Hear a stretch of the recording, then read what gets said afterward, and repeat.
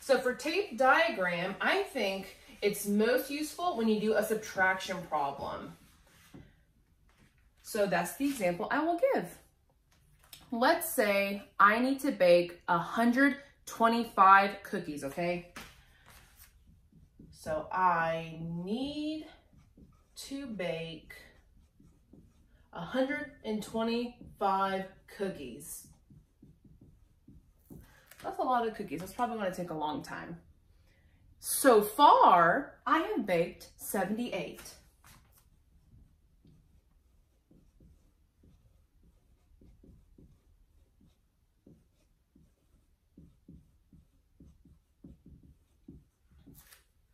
But what I really want to know is, how many more do I need to bake to get to 125? So that's going to be my question, okay?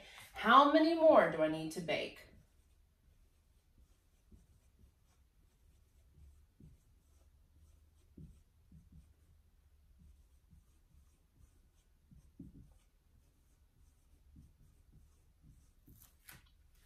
So now let's start working on our tape diagram. For maybe if you're a parent watching this and you're thinking, what's a tape diagram? It's because when we draw it, it looks like a piece of tape. I guess that's the only reason we really call it that. Now, if I'm wrong, it was most logical in my head that that's why we call it tape diagram. So when we draw a tape diagram, the whole piece of tape that we want to draw represents everything, the total that we want to have. How many cookies am I wanting to bake all together? Let's reread. I need to bake 125 cookies. So when I draw my first big rectangle that looks like a piece of tape, that will represent 125 cookies because that's what I need. So I'm going to draw a large rectangle.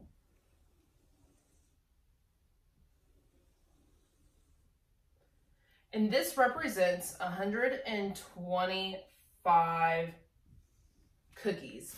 This is what I need to bake. Oops, sorry. But how many have I baked so far? Because that number is obviously going to be smaller than 125. So far, I've baked 78. Now, 78 definitely is 125, so my next piece of tape will not be as long. It'll be a little shorter. And maybe I'm not good at guessing, so I'll just draw another piece of tape, and it'll probably go a little bit more than halfway. So I'll draw it about this big. This is how many cookies I have baked now, okay? I have 78. And my question is, how many more do I need to bake? So I need to know, what is this number? Because I want to get to 125, and right now I have 78. So whenever a tape diagram looks this way, when you already have the whole and you're missing a part, that always means it's subtraction. A lot of our secondary friends should already know that. When you see keywords like how many more, you should already know it means subtraction, okay? So when you see this, usually they'll draw something like a question mark here. This is what they're looking for when they ask you to draw a tape diagram. Then of course you can write your number sentence underneath it. 125 minus 78. And if they're asking you to draw a tape diagram and you've already drawn it, at this point, you can go ahead and do the vertical way to find your answer. So let's do 125 minus 78. 5 minus 8. Can you do that? No, we're gonna have to borrow a 10. So that 2 becomes a 1, and then our 5 becomes a 15, because we took a 10 and we gave that 10 to 5, and 10 plus 5 is 15. 15 minus 8. That is 7. Okay, now we have 1 minus 7. Is that something we can do? No. So again, we're going to borrow. We're going to borrow from the hundreds. So we take that away, and that one just becomes a 0. And now this one becomes 11. 11 minus 7 is 4.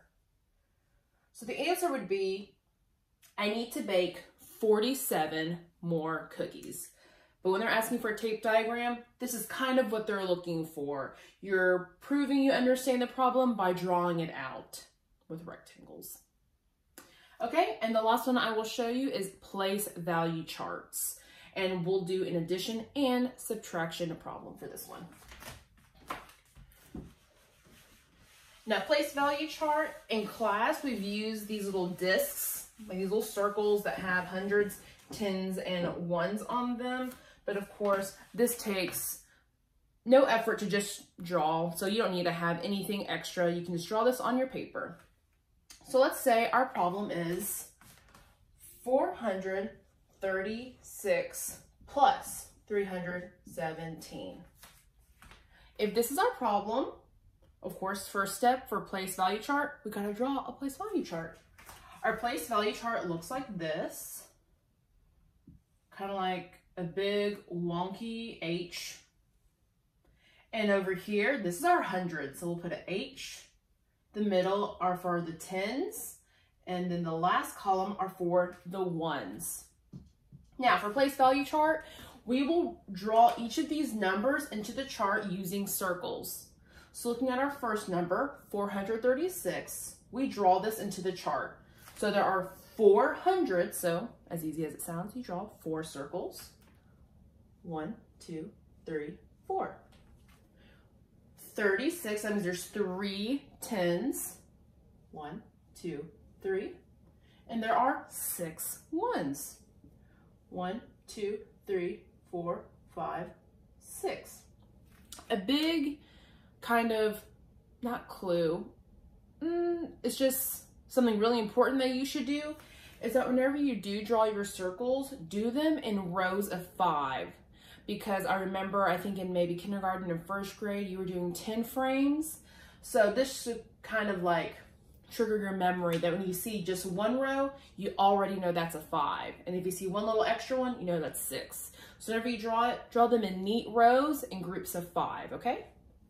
Now we have drawn this number. Now we need to draw 317. Again, we look here, we see 300, so we're gonna draw 3.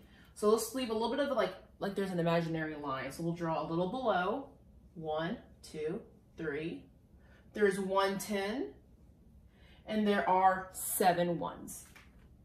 1, 2, 3, 4, 5, 6, 7. Now that we've drawn both, now is when we start grouping our numbers. So in each column, at most, you can have is 10 circles, or really 9, because once you have 10 in one column, you need to bundle them and give it to the next column over. So if you look in the ones, we clearly have more than 10, because I see this row of 5 and this row of 5. That's already 10, 11, 12, 13. That's too many to keep in the ones place. So we're gonna bundle 10 and move it to the tens. So we have 6 right here. So I'm going to take 4, so I circle 10, 6 from our top number, and I took 4 from the 7 and 317.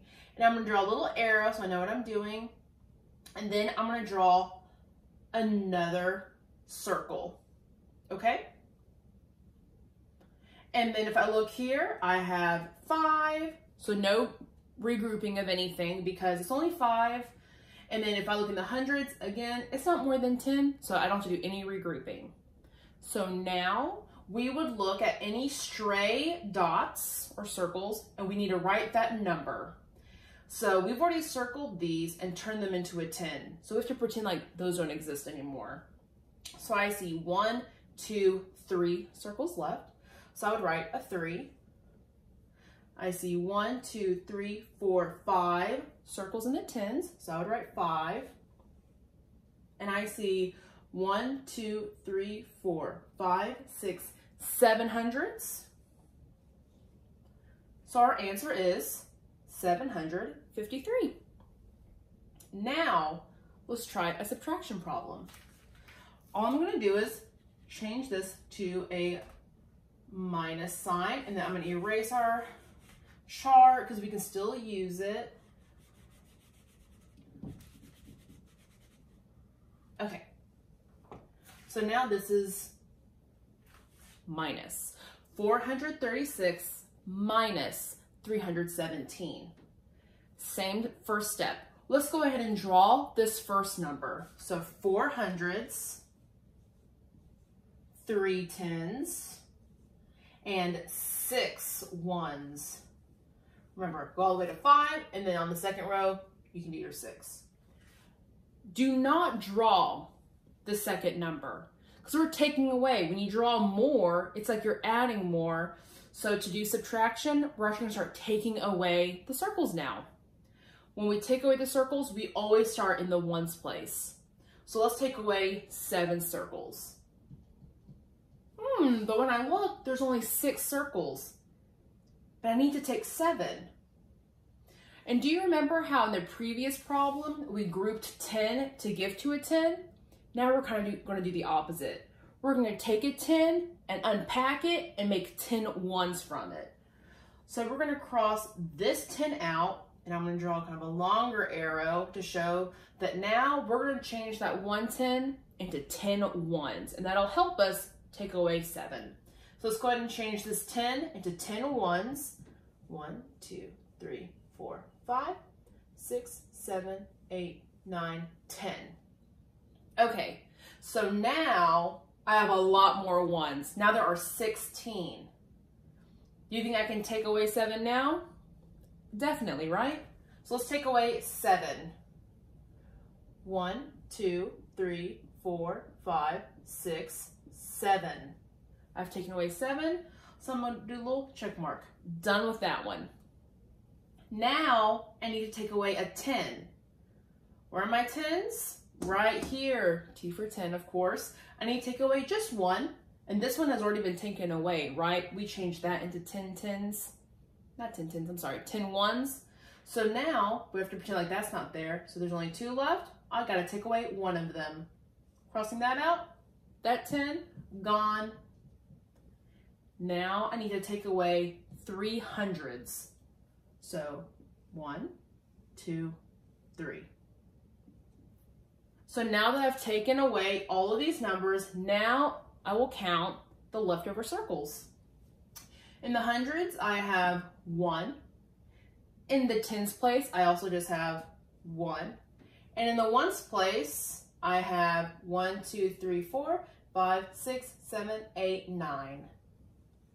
So the answer is 119.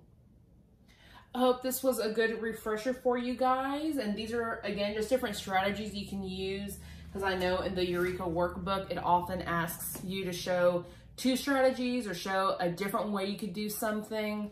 So I hope this helped you remember some strategies we learned in the beginning of the school year. And if this was too fast, you can rewatch the video, pause it when you need to, rewind, or there's even an option to slow it down. So if I talk too fast, I'm sorry. I just don't want the video to be too long. But I hope this helps.